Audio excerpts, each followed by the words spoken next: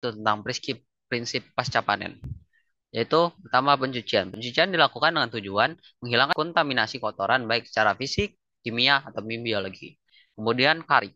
Karing atau perbaikan bentuk kulit dilakukan pada komoditas sayuran, buah yang mengalami kerusakan kulit agar kulitnya kembali bagus.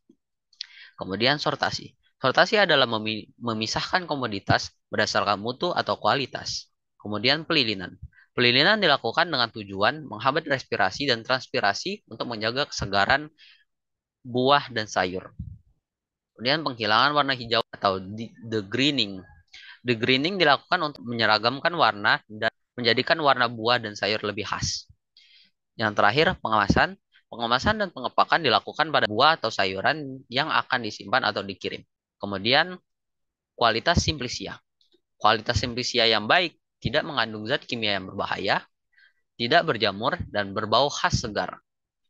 Dan terakhir, yaitu dalam kondisi kering. Standarisasi simplisia. Kadar abu total yang artinya analisis proksimat yang digunakan untuk menggunakan nilai gizi suatu bahan pangan. Serta menunjukkan total mineral yang terkandung dalam bahan tersebut yang bersifat toksik. Susut pengeringan adalah hasil dari pengeringan bobot sampel basah dikurangi dengan bobot sampel kering pada suhu 1050 derajat Celcius.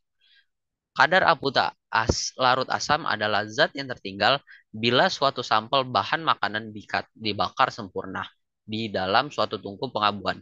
Kemudian dilarutkan dalam asam HCl dan sebagian zat tidak dapat larut dalam asam. Kemudian kadar sari larut air adalah sari simplisia yang tersisa setelah proses penguapan dalam oven. Kadar sari larut untuk menunjukkan adanya senyawa yang bersifat polar karena selama proses air yang bersifat polar dapat menarik senyawa polar dalam simplisia. Sebaliknya, kadar sari larut etanol itu merupakan cara menentukan kadar senyawa yang bersifat nonpolar. Dan terakhir kandungan kimia simplisia yaitu kandungan kimia yang terdapat di dalam simplisia tersebut. Kemudian perdagangan simplisia. Dalam perdagangan tidak selalu mungkin untuk memperoleh simplisia yang murni. Bahan asing yang tidak berbahaya dalam jumlah yang sangat kecil dalam simplisia atau ditambahkan dicampurkan pada umumnya tidak merugikan.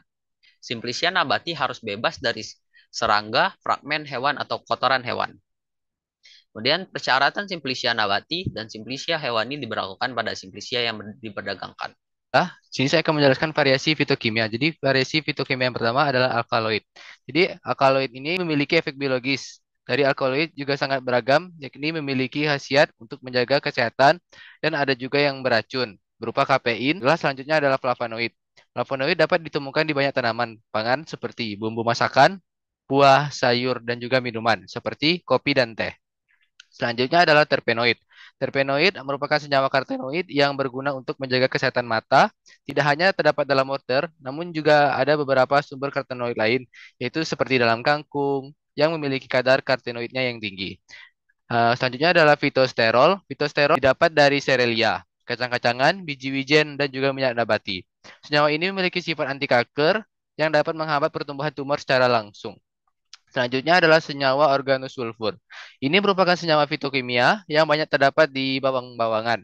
Senyawa organosulfur ini memiliki banyak efek biologi seperti efek anti kanker, antioksidan, antiagresif, antimikroba dan juga hepatoprotektif. Selanjutnya yaitu tentang bahan obat tradisional. Bahan obat tradisional yang saya ambil di sini adalah daun sirih. Jadi, kandungan daun sirih ini yaitu memiliki kemampuan sebagai antibakteri pada plak gigi yang dibuktikan dengan penelitian tentang aktivitas minyak sirih dari daun sirih ini.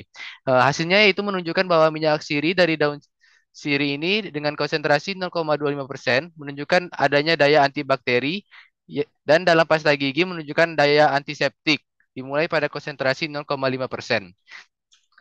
Baiklah, selanjutnya adalah penyimpanan simplisia. Jadi penyimpanan simplisia yang pertama yaitu dilakukan di gudang yang merupakan tempat penyimpanan dan harus dipelihara dengan baik.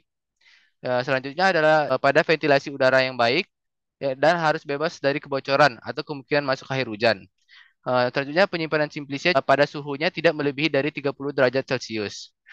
Lalu tentang kelembapannya, yaitu kelembapan udaranya harus serendah mungkin 65%-nya menyerap air dan memacu pertumbuhan mikroorganisme dan menurunkan mutu bahan baik bentuk segar maupun kering. Jadi kelembapan udara ini sangat berpengaruh ya pada penyimpanan C.